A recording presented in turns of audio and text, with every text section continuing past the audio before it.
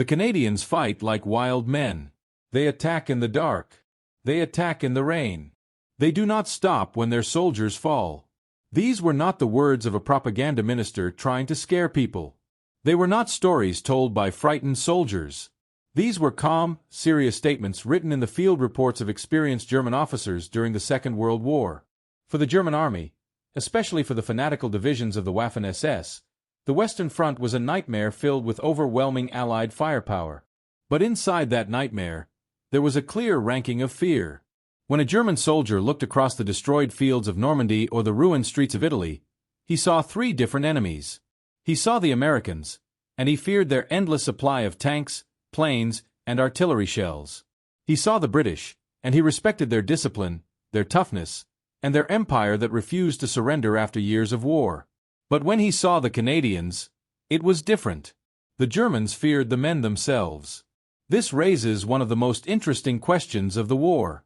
Why? Why did German commanders, the creators of the famous Blitzkrieg, call a small volunteer army from across the ocean their most dangerous infantry enemy? Why did secret SS assessments sometimes rate the Canadians as more ferocious than both the Americans and the British?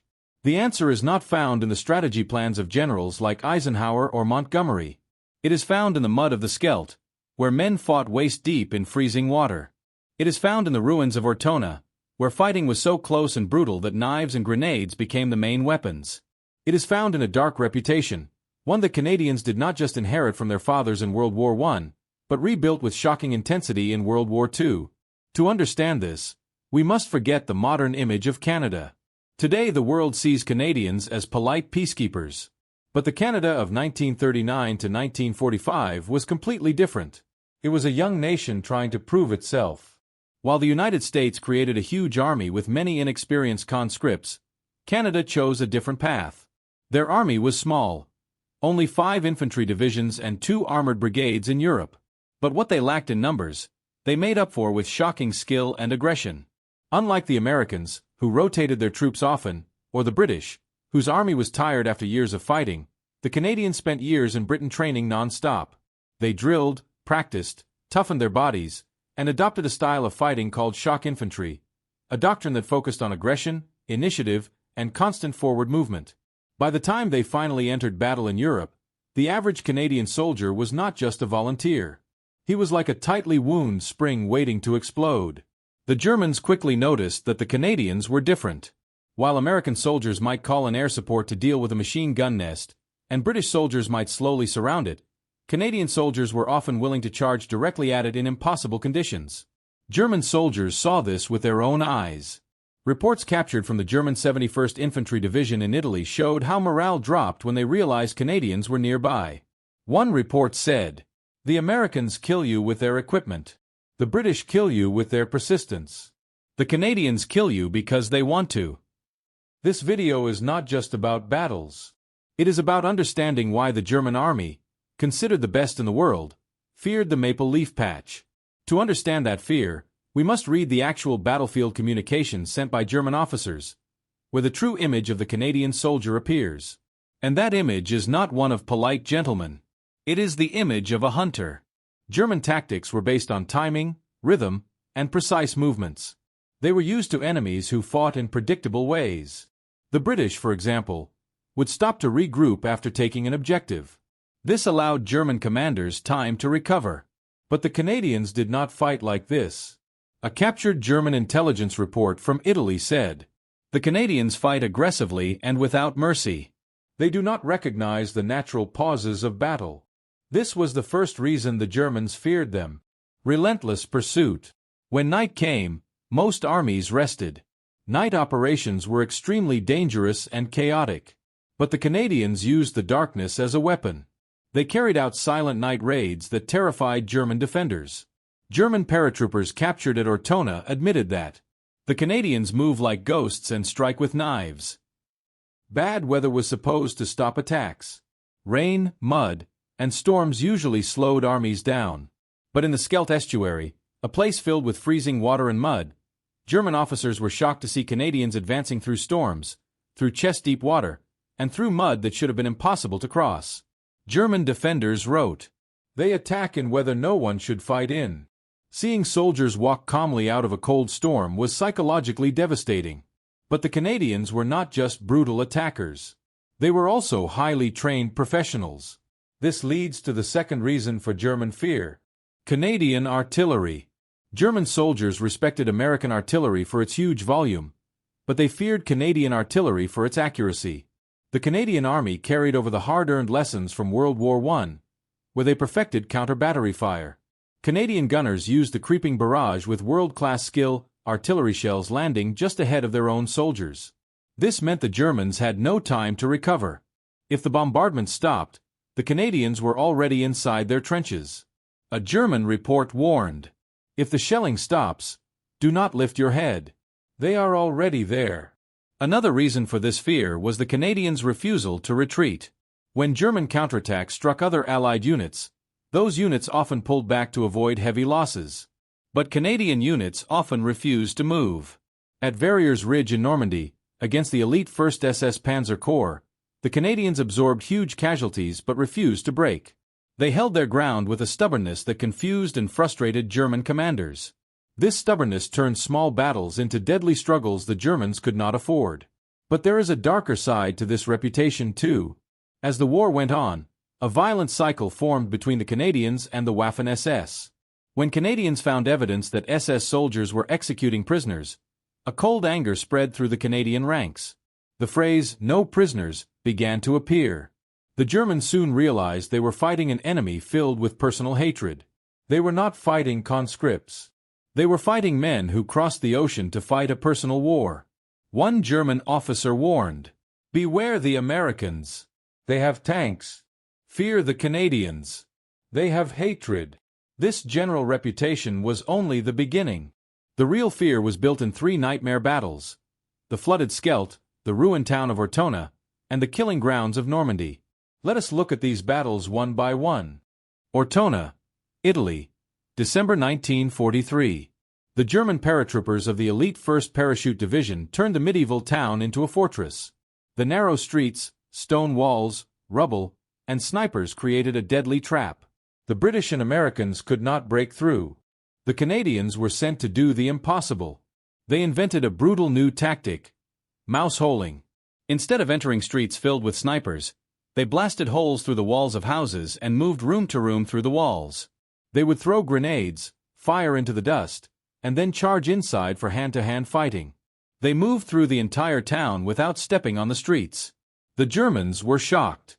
They had prepared for street combat, not for an enemy that moved like underground animals through walls.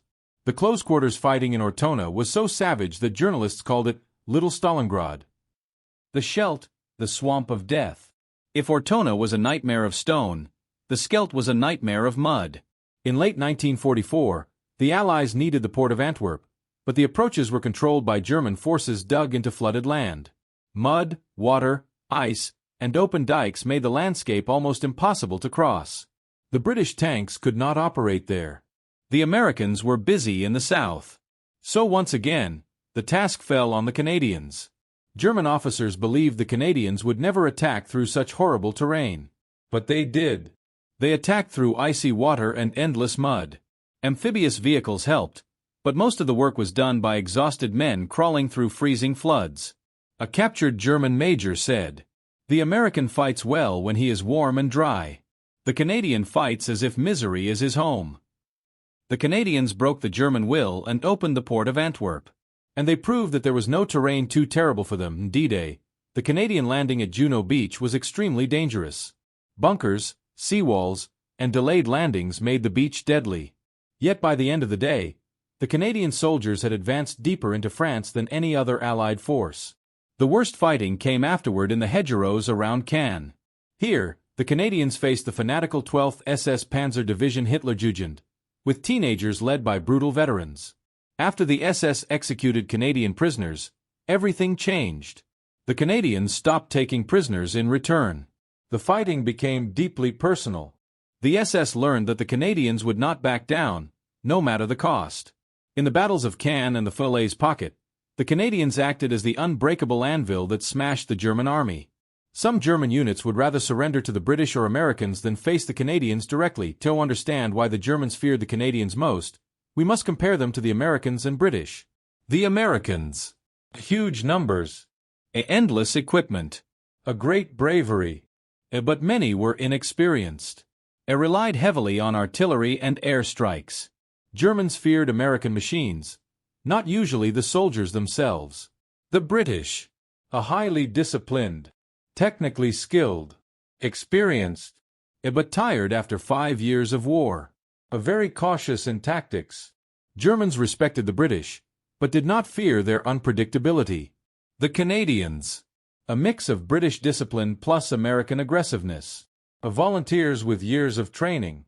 Fresh, not worn down. Extremely aggressive. Highly skilled with artillery. National pride pushed them harder. Willing to attack in terrible conditions. Fought with personal anger, especially against the SS. The Canadians were a perfect storm. The Germans could not categorize them, and that made them terrifying. A 12th SS officer said, "When we fought the Canadians, the shelling was closer, the fighting was harder, and there was no mercy." The Canadians were not superior because of numbers or technology. They were feared because they broke the psychological rules of warfare. They attacked when it made no sense. They fought when they should retreat. They carried anger that made them relentless. From Ortona to the Scheldt to Normandy, the Canadians were sent into the worst battles because they were the ones who could succeed. These victories cost many lives, but they built a new Canadian identity. Canada walked out of World War II not as a colony, but as a nation that earned respect through sacrifice. A German officer from the 346th Infantry Division wrote the final, chilling statement. "When the Americans attack, we call for artillery. When the British attack, we call for reserves. But when the Canadians arrive, we know the battle is over." When the Canadians arrived, we knew the battle was over. But the truth is, for the Canadians themselves, the battle was never truly over. The war carved something into them that could not be measured by medals or casualty charts. It forged a memory, quiet, unspoken, but unbreakable, that every soldier carried home long after the guns stopped firing. And it was this unrecorded chapter, this silent aftermath, that revealed the final dimension of why they fought with such terrifying resolve. For the German soldier, the war ended in surrender. For the Canadian soldier, the war ended in responsibility. When the survivors of the Canadian divisions finally crossed into liberated towns, they found what the retreating armies had tried to hide.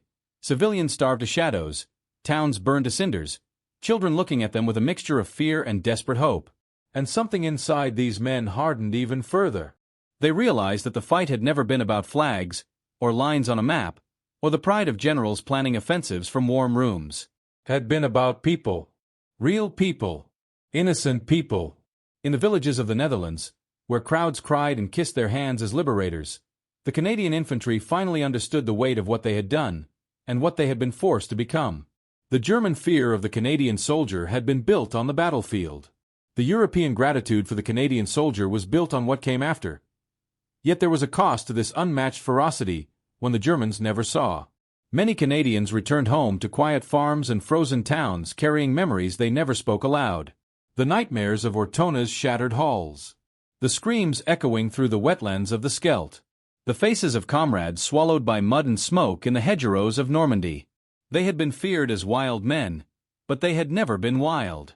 They had simply been determined, driven by an understanding that if they did not fight with everything they had, someone else would pay the price. And so, the world emerged into peace, but the legend remained. A legend whispered in old German war diaries. A legend written in the ruins of European cities. A legend remembered every time a maple leaf flag is carried by a peacekeeping force, not as a symbol of violence, but as a reminder of what that nation once endured to ensure the world would never face such darkness again. Because in the end, the Germans were right about one thing.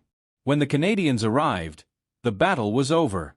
Not because they were the strongest, not because they were the most numerous, but because they had made a quiet promise to the world. And they kept it with a fury that history could never forget.